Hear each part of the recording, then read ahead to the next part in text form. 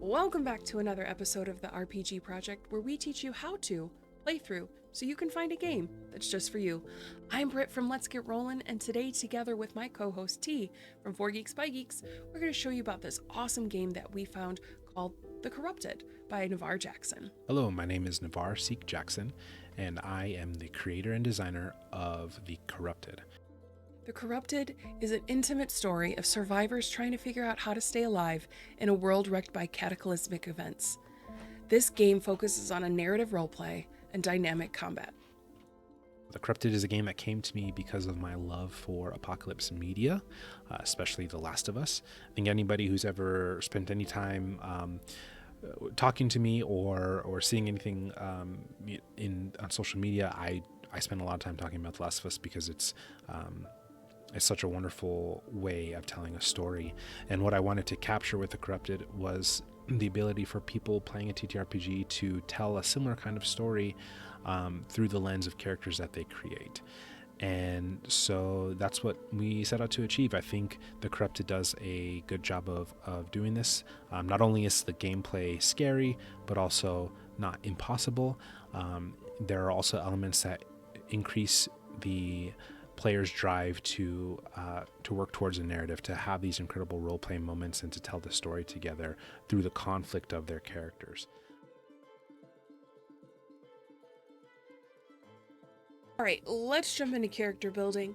When creating your survivor, not only do you want to make someone that's optimal, fast, strong, resourceful, you want to make someone that you are excited to play. Whether you're in it for the one-shot like we were, or you want to do something like a campaign, you want a character that you are eager to play. Now, filling out your character sheet, starting with your name, age, pronouns, gender, as well as your former profession. Now, former profession, you want to make sure that you choose wisely because it could affect your skills later. And double check with your GM that they're okay with the profession that you choose. Once you've gotten that taken care of, fill it out what your character looks like. Give a little bit to the theater of the mind. Are they old? Are they young? Do they have scars? Have they gone through it? Do they look like they've gone through it? Just give a little bit to the other players so that they could build those scenes up in their mind as well. Next up is ability modifiers. This is the foundation of who your character is. You have a total of 20 points, and you can either select sets from the pre-made list provided or the point-buy system. The point-buy system mimics what you see in D&D, and all abilities and skills have a cap of +5. Health points are calculated after you've chosen your ability modifiers. You're going to take your ability modifier, multiply it by 2, and add 10. So if my vitality is 5, multiply it by 2, that's 10, and add 10. That equals 20. Your minimum HP can be 10. Can't be any lower. So if you're 8, 9, set it to 10 and talk to your GM. Skills, much like your ability modifiers, use the point buy system. But this time you have 50 points to work with. And do you remember that profession we chose earlier? Well, now that comes into play. You give yourself +4 and +3 before drawing from that 50 points to a skill that you believe that your profession would have. When I created my character, she was a former emergency room nurse. So I added +4 to first aid and +3 to medicine. But the downside to that is you can't upgrade those skills any further in the character creation process. But in the gameplay, you can. So if you stack them now, you can fill later, but you can, when you use your 50 points, you can't add to that. But skills in red, you can see things like munitions, surgery, biology, botany, chemistry. Those are going to be an automatic -5 due to the expertise that you would need to make them plus anything. Your GM may allow you to. So again, double check with them to see what they would allow. All right, GMs, this bit of information is just for you. Let your players know how many years past this event that you're starting in, if at all. If you're starting at the beginning, don't worry about this. But every year past the big event that happened, your players are going to get 5 additional skill points to add to their character sheet. And then every 2, they add a point to their ability score. So this is important information so that they can make sure that they flesh out their characters a little bit more to fit how long they've gone through this. All right, let's talk equipment. Now, if you're starting at the beginning of the outbreak, you're just going to be collecting things that you would have found around your home or the office or, the hospital that you worked at, etc. If you're starting 1 to 4 years in, you're going to actually use the table provided, table 1, to roll your supplies.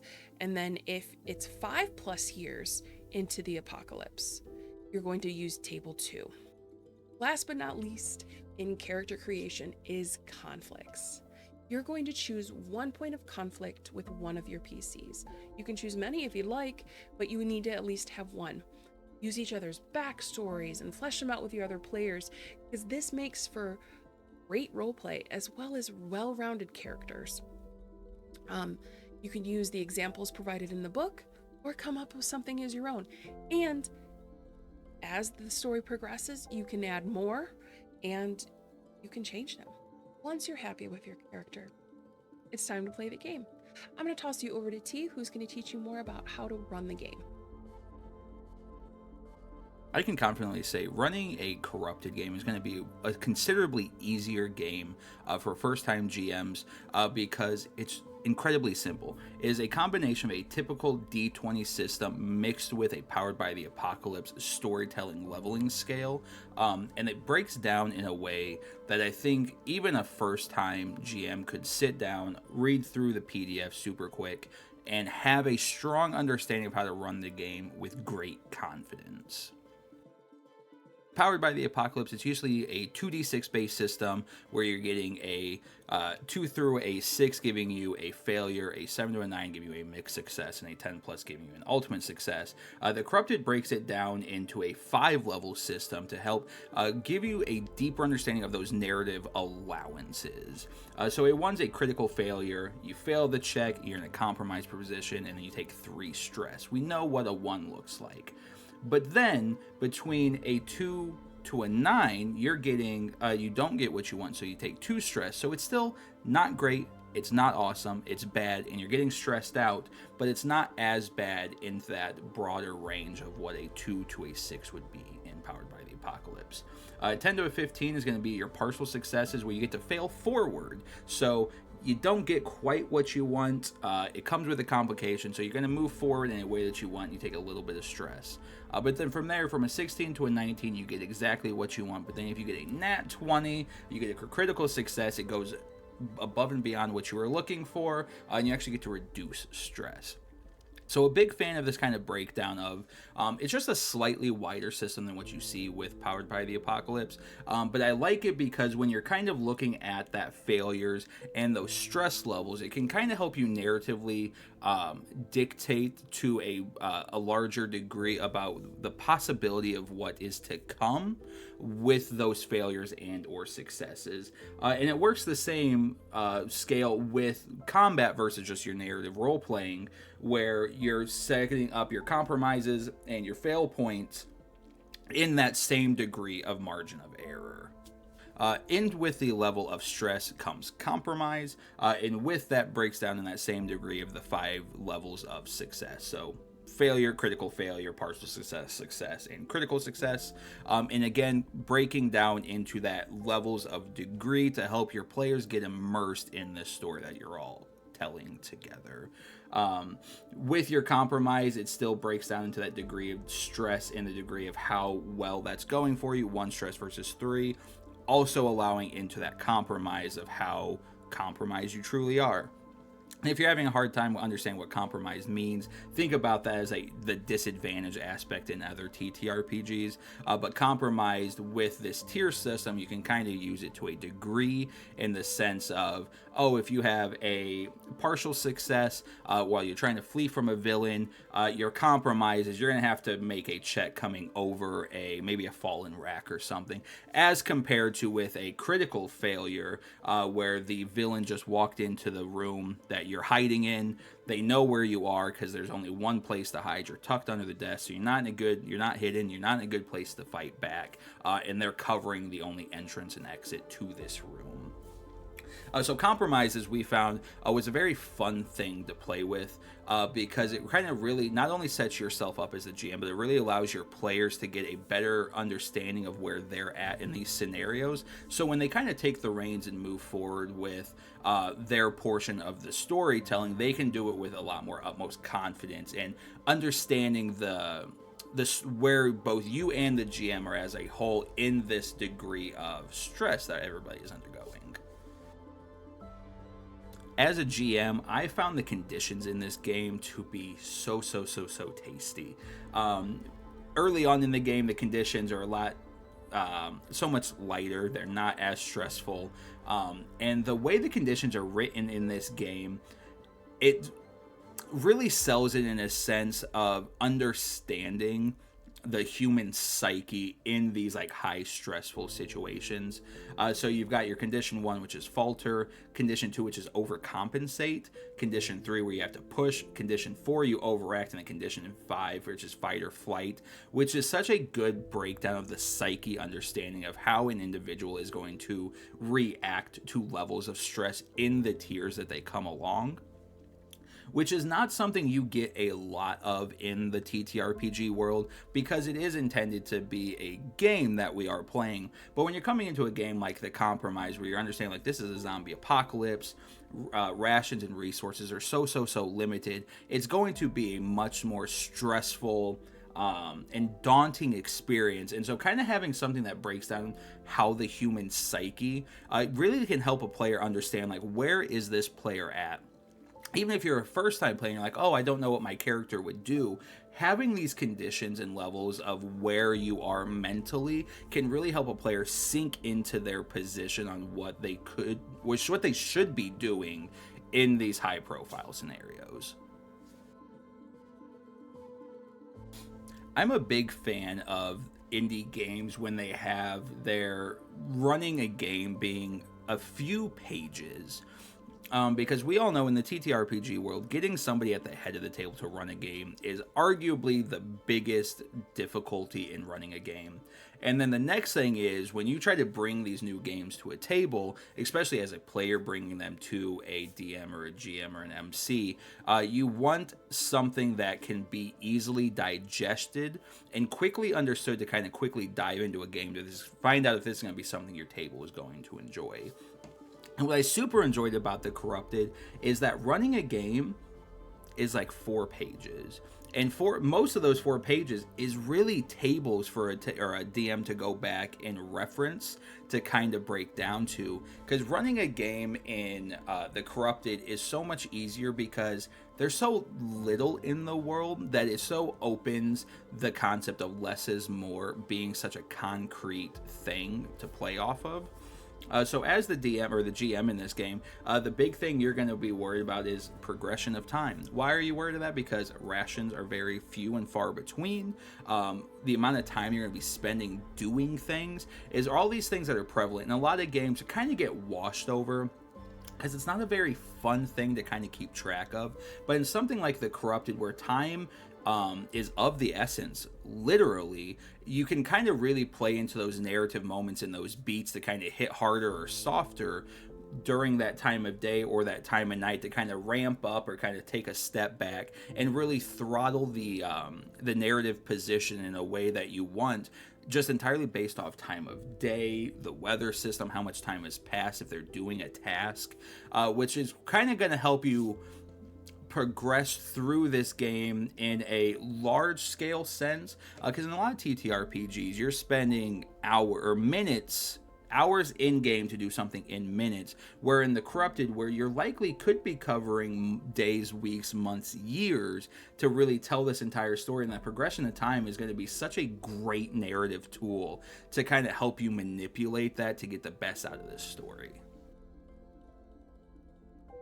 Rations and supplies is never something like I've truly cared about as a DM or a GM, because it's such a boring thing to keep track of, and depending on the game you're playing, it can be kind of rude to your players. I know on this channel I joke a lot about rangers kind of being like washed D&D characters, but if you really sat down and like tracked a ranger's quiver, you're gonna find out very quickly, like in a big fight, they're gonna be almost useless fairly quickly. Because once their quiver is out, they're just very bad monks at that point. And that's not fun for that character. So a lot of DMs just kind of throw out that concept, understanding that you're not going to abuse and manipulate that system. But in the Corrupted, with all of these resources being such a limited thing, I honestly had a lot of fun keeping track of that type of thing. Because, again, I'm trying to repeat myself in the sense that it's playing so much more into like a drama or a movie, in the sense of that narrative scope of just really overselling that dark, gritty drama. And it's kind of gonna be, this next comment is gonna be kind of dark and grimy, but it's a great feeling to know that your players are looking for these resources, and based off the likelihood of like how far past in since the Corrupted event has began, how much time has passed, the likelihood that like success of something is going to be found changes throughout the years. Because that first year you're going to have a 30% chance of finding something, but as more time has passed, the things you're going to be ransacking and looking through have already been ransacked time and time again. So in these high stress moments, like, oh, I desperately need to find X, Y, and Z, the likelihood when you're years down the line is going to be so small. So when they get those wins, it's going to be such a massive win, because those little things are going to go so far. But then you're also kind of playing back into that psyche aspect. Once that failure hits and they're like, oh, I did not succeed in what I was doing, that sense of dread that you can kind of see wash over the players. And again, this isn't a toxic GM type of comment like, yes, suffer for me.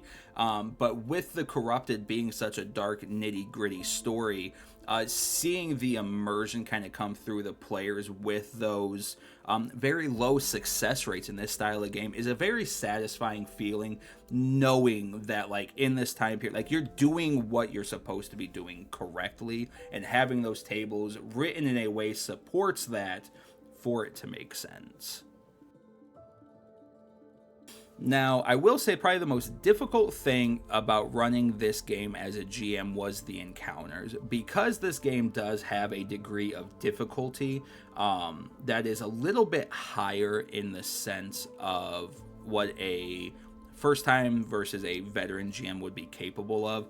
I would say the encounter portion is probably like a 3 or a 4 on the difficulty scale here.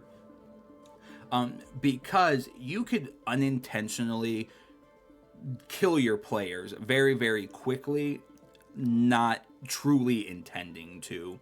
But also at the same time, it's a very fine line to thread, because with action economy, it can be a very easy thing also then to overwhelm the enemy, and your players can just have a walk in the park, when you action economy can kind of make or break. But what a good thing this does is it's still in the realm of Power Be the Apocalypse, in the sense that it is a narrative story encounter. So you don't have to worry about the mechanics, you don't have to worry about stat blocks. You're just telling the narrative story to get the most out of the experience. So this breaks down into 2 ways. You've got minor threats and you've got major threats, which is a very broad thing on either way that can kind of be manipulated in either sense for whatever fits best for your table. And so with doing that, your minor threats, you've got low damage attacks, so 1 HP attacks, moving up to 30 feet, climbing over something, hiding and flanking. versus your major threats where they're doing those heavy hits for 3 HP of damage, destroying cover, swarming a PC, grabbing a PC, invading. So as you can see, those two things are minor versus major, and that's really the only thing you have to think about for what your enemy is going to be doing in those circumstances. But again, we're back to that degree of difficulty is really threading that needle. So again, it's the corrupted, it's a zombie apocalypse. This isn't supposed to be an easy thing for your players to be doing, but if you're playing with some new TTRPGers to begin with, you also don't want to just bully them and beat the shit out of them, because that could just put a foul taste in their mouth. So this is, I would say, a very important game to have that session 0 with. You should be having session 0s with all TTRPGs, but with this one being such a more serious, dark tone TTRPG, you really want to make sure you have a strong understanding of what everybody at the table is comfortable with, what they're not comfortable with, and what they're absolutely not okay with at all. So you can really push their boundaries in a safe and comforting way without defeating the purpose of this TTRPG existing by them just being gods in this zombie apocalypse filled world. I will now say, if you've never killed a player character in a game, this will likely be the one you do so.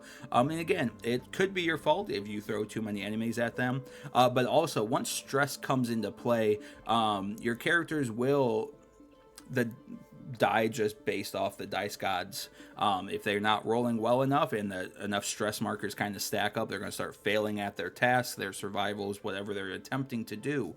So if you've never played a PC, come into this game almost expecting at least 1 to perish, because it can go against them very, very quickly. When we played this game, the players started off fairly well, but once those stress markers really starts tacking up, you can go back and watch the actual play and see how quickly that went sideways for them. I don't think a game head should really ever be excited about killing a PC. Me personally, I only like to kill my players if it's going to be a narrative stepping stone. I never like the shop value. But also at the same time, sometimes the dice gods just say this character has run their course and the time is the adventure is over and they are now legends. But yeah, do understand that coming into the corrupted, you may not be coming out of this one alive. But yeah, DMing on this one or GMing on this one, whatever title you want to take for it. It's got some level of difficulty that you're going to kind of have to work around and play with. But I do think this is a very easy one overall for either a player to pick up and bring to a table and kind of walk everybody through, or a GM to bring into veterans or new players. Sit back, enjoy, cry, because it's going to happen. It's a great story, it's a great game, and everybody's going to have an absolute blast running it. To get your own copy of The Corrupted, plus much more from Navaar Seik-Jackson, click the link below. Thanks for rolling with us. I'm Brett. And I'm T, and you just keep geeking out.